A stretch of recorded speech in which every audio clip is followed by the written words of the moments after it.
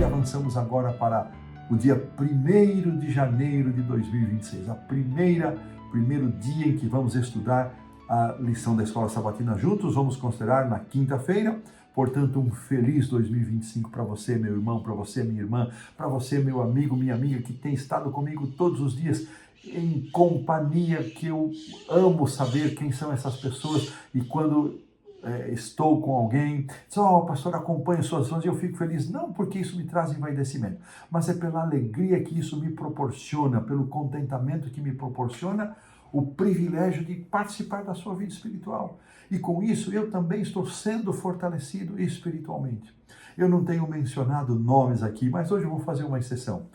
O Carlinhos é um irmão aqui que trabalha numa empresa que atende a Casa Publicadora Brasileira, e hoje, 6 da manhã, ele veio aqui plantar um arbusto aqui na minha casa que não tinha chegado, e fizemos isso em 40 minutos, e ele disse, pastor, tenho acompanhado as lições. Então, como é um dia especial, em nome do Carlinhos, que esteve assim, chamamos carinhosamente, o Carlos Barbosa, em nome desse Carlinhos, líder aqui da igreja da Rosa Garcia, bairro de Rosa Garcia, em nome do Carlinhos, eu abraço a todos vocês, queridos irmãos, comunidade querida, que se reúne aqui na Safeliz, desejando a todos vocês um ano novo muito feliz, muito abençoado. Mas vamos voltar aqui para a lição.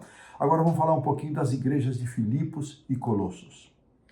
A forma como Paulo se dirige a elas nas introduções das respectivas cartas. A Filipos, ele se dirige a todos os santos, dando graças a Deus por tudo aquilo que ele recordava deles. E aos Colossenses, ele diz aos santos e fiéis. Irmãos, em suas cartas, Paulo, das 14 epístolas que Paulo escreveu, em 13 delas, inclusive aos Filipenses e aos Colossenses, deixa eu abrir aqui na minha Bíblia, né? Paulo usa a saudação graça e paz. Graça e paz. Aqui em Filipenses está no versículo 2, capítulo 1, verso 2, e em Colossenses também no versículo 2, graça e paz. E essa é uma ordem preciosa.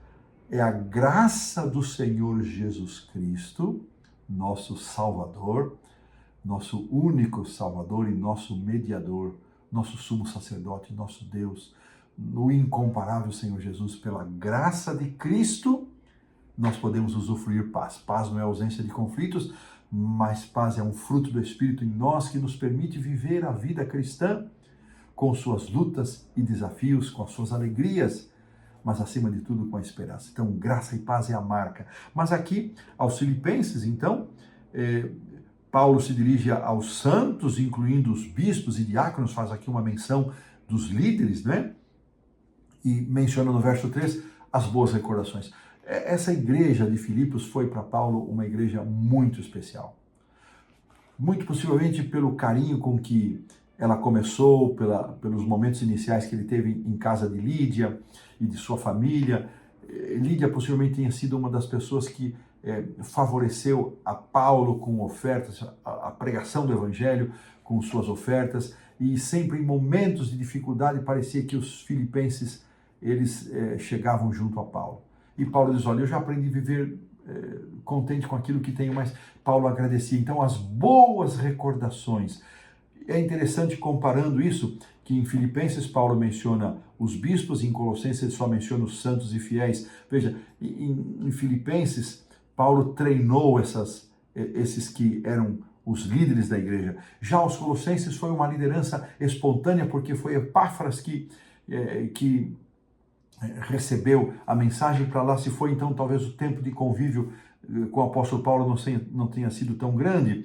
Paulo não se dirigiu apenas aos membros, mas também aos líderes. Isso mostra, irmãos, que desde o início dos tempos a igreja já possuía uma preocupação na formação de líderes. E aqui, irmãos, eu faço um apelo: não nos esqueçamos das novas gerações, de incluí-los, de inseri-los no dia a dia da igreja, não só naquilo que eles fazem em separado, mas quando estamos todos reunidos, vamos inseri-los, vamos valorizá-los, vamos prepará-los, vamos dar exemplo, vamos amá-los, vamos viver com coerência.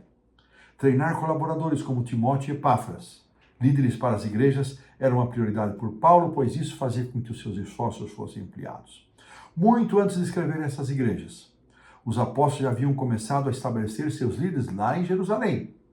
E segundo Ellen White, a organização da igreja em Jerusalém deveria servir de modelo para outras comunidades em todos os lugares em que mensageiros da verdade conquistassem conversos para o evangelho. Que lição interessante para nós, que meditação muito oportuna o autor da lição faz da conduta do apóstolo São Paulo e da conduta da igreja primitiva. Em tempos, irmãos, onde poucas igrejas têm o privilégio de ter o seu pastor exclusivamente para elas. Mesmo igrejas grandes sempre tem um ou outro local mais onde o pastor atende. A maioria da igreja, a esmagadora maioria, ela vive dirigida por anciãos. E eu deixo aqui um abraço a todos os anciãos de nossas igrejas, a líderes que ocupam outras funções e que carregam o trabalho da igreja de forma voluntária.